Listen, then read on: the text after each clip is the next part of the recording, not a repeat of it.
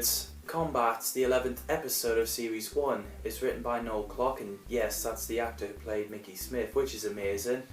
And it's starring John Barrowman, Eve Miles, Ben Gorman, Noriko Mori, and Gareth David Lloyd.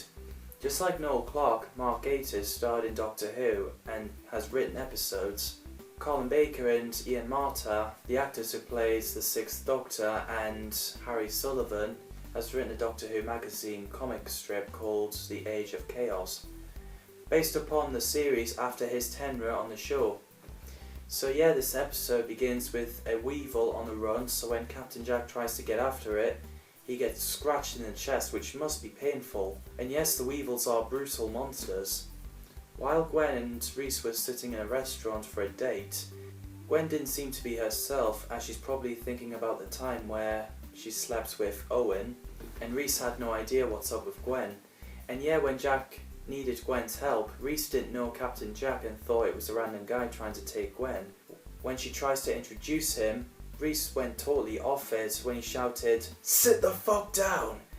I was like, dude, you can't speak to your girlfriend like that.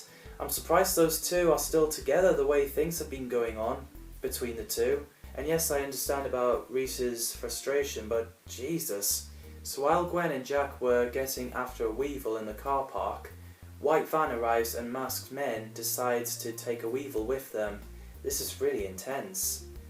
Owen was really depressed because he lost Diane. While refusing to answer work calls, he was talking to a barmaid and her boyfriend got into a fight with him as he thought he was chatting her up. When Jack went to a corpse that was attacked by a weevil, I found it funny when the phone was ringing and used the Crazy Frog as a ringtone, and Tosh thought it was Captain Jack's phone.